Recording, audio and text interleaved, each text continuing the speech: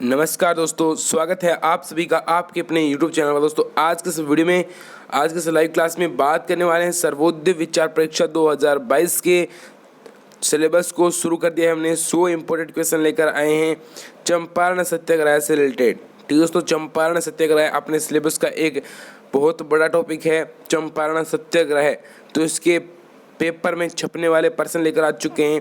तो आज सभी इस क्लास में जरूर जुड़े हैं। जल्दी से अपने दोस्तों को एक बार इस क्लास को शेयर कर दें। जल्दी से एक बार इस क्लास को अपने व्हाट्सएप ग्रुप, टेलीग्राम पर शेयर कर दें। सभी जगह एक बार शेयर कर दें ताकि सभी बंदे आ जाएं और क्लास को हम शुरू कर सकें। एक बार जल्दी से क्लास को शेयर करें। और आपने इससे पहले वाले वीडियो नहीं देखे हैं तो वो भी जरूर देख लें। आज सुबह जो वीडियो आई है वो भी आपको जरूर देखनी है, ठीक है। उसमें एक शानदार मॉडल आपके लिए आया है तो वो भी आपको जरूर देखनी है। और साथ ही साथ किस प्रकार से तैयारी करनी है उसके लिए भी मैंने अलग से वीडियो डाल रखे हैं। चलो आज का वीडियो शुरू करते हैं। सबसे पहले तो यहाँ पर पेपर में छपने वाले इंपॉर्टेंट पर्सन आपके लिए लेकर आए हूँ। चंपारण सत्याग्रह से रिलेटेड 100 इंपॉर्टेंट क्वेश्चन हैं और साथ में आपको थ्योरी भी पूरी समझाऊंगा, ठीक है। तो पूरे मेहनत से मैंने कंटेंट तैयार किया है तो आप प्लीज़ वीडियो को लाइक जरूर कर देना। जल्दी से वीडियो को लाइक करें, एक बार जल्दी से वीडियो को लाइक करें और साथ ही यहाँ पर लाइव चैट में कमेंट करें। सभी बीच बीच में आंसर जरूर देना, ठीक है। यहाँ पर देखो, सबसे पहले बात कर लेते हैं चंपारण सत्याग्रह आखिर हुआ क्यों था, क्यों हुआ था चंपारण सत्याग्रह। महात्मा गांधी ने चंपारण सत्याग्रह क्यों किया था, क्या उनके पास कौन आया था। तो सबसे पहले इसके बारे में कुछ जान लो। जैसे कि चंपारण है कहाँ, तो चंपारण है आपके चंपारण है कहाँ, इस प्रकार के भी आपको प्रश्न देखने को मिलेंगे। तो सबसे पहले बात कर लेते हैं चंपारण के बारे में। तो चंपारण है आपके बिहार में। कहाँ पर है? बिहार में आपके चंपारण है, ठीक है। अपना जो बिहार स्टेट है वहाँ पर चंपारण है। उसी के साथ उस बात कर लेते हैं चंपारण में कौन से नेता रहते थे। तो डॉक्टर राजेंद्र प्रसाद हैं, वो वहाँ के प्रसिद्ध नेता थे। उन्होंने बिहार का गांधी भी हम लोग कहते हैं, ठीक है। और ये क्वेश्चन मैंने आपको पहले वाले वीडियो में करा दिया है। साथ ही चंपारण में एक जागरूक किसान थे जिनका नाम था राजकुमार शुक्ला। क्या नाम था? राजकुमार शुक्ल या शुक्ला मान सकते हो, कुछ भी मान लो, ठीक है। शुक्ल मान लो, राजकुमार शुक्ल। वो लखनऊ दिसंबर 1916 को हुआ था, लखनऊ अधिवेशन, ठीक है। दिसंबर 1916 इसमें कांग्रेस का लखनऊ जो अधिवेशन हुआ था उसमें गांधी जी से मिला था और उसने आग्रह किया था कि गांधी जी चंपारण में आए और किसानों की समस्याओं का समाधान करें। वहाँ पर होता क्या था, 3/20 एक कटिया पत्ती थी। पूरी मैं आपको समझाऊंगा। चलो अपने आगे पूरे कंटेंट को समझते हैं। ये तो मैंने आपको समझाने के लिए बताया था, ठीक है दोस्तों। एक एक लाइन मैंने यहाँ पर लिख लिया, आपकी कुछ भी नहीं छूटेगा। बस ध्यान से इस वीडियो को पढ़ लेना और साथ में PDF मैं आपको उपलब्ध करा दूंगा अपने टेलीग्राम चैनल पर, तो वहाँ से भी आप देख सकते हो। पहले इसको पूरा समझो, यहाँ पर मैं कुछ आपको कंटेंट समझाऊंगा, ठीक है। तो गांधी जी के नेतृत्व में बिहार के चंपारण जिले में 1917 में एक सत्याग्रह हुआ जिसे चंपारण सत्याग्रह के नाम से जाना जाता है। गांधी जी के नेतृत्व में भारत में किया गया यह पहला सत्याग्रह था। प्रश्न बन रहे हैं बार बार। 1917 में हुआ था चंपारण सत्याग्रह, गांधी जी के नेतृत्व में किया गया पहला सत्याग्रह था, ठीक है। आपको कॉपी में इनको सभी को नोट करना है। थोड़ा कंटेंट बड़ा होगा पर नोट करना है, ठीक है। बिल्कुल भी आपको मिस नहीं करना है इसको, ठीक है। गांधी दिसंबर 1916 में कांग्रेस के जो लखनऊ अधिवेशन हुआ था उसमें भाग लिया।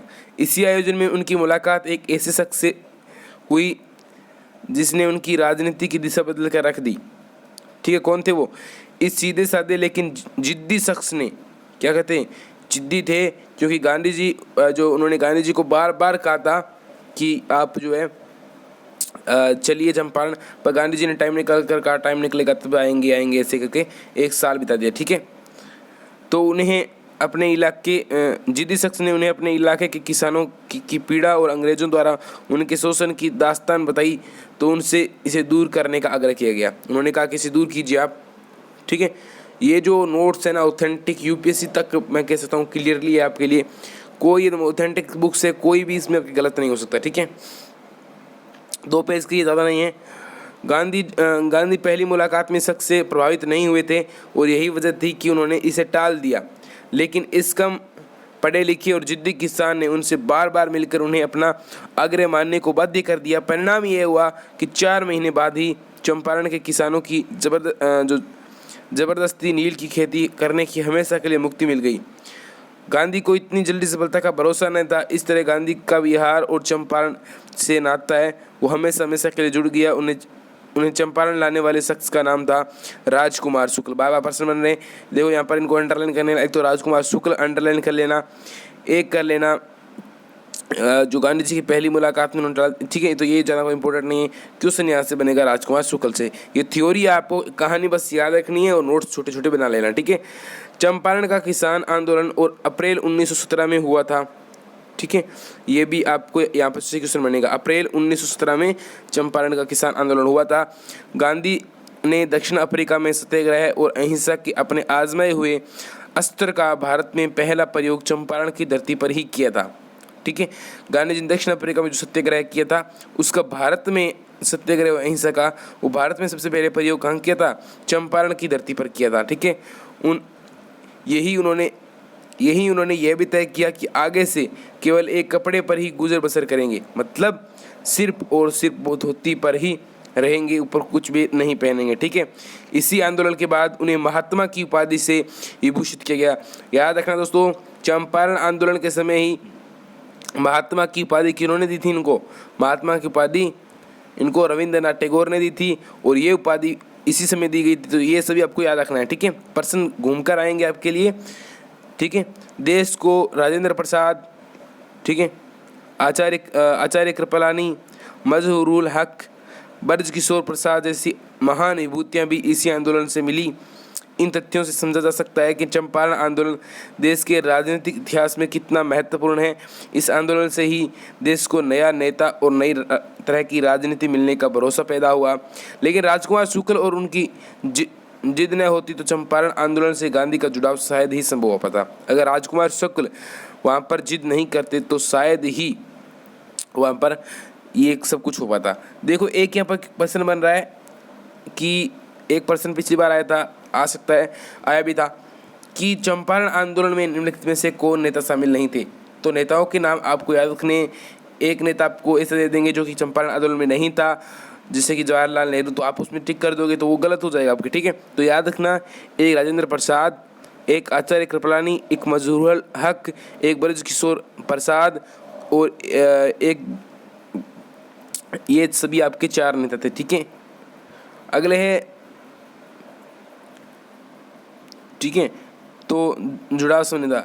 अपनी आत्मकथा सत्य के प्रयोग के 5वें भाग के 12वें अध्याय में नील का दाग में गांधी जी लिखते हैं कि लखनऊ कांग्रेस में जाने से पहले तक मैं चंपारण का नाम तक नहीं जानता था।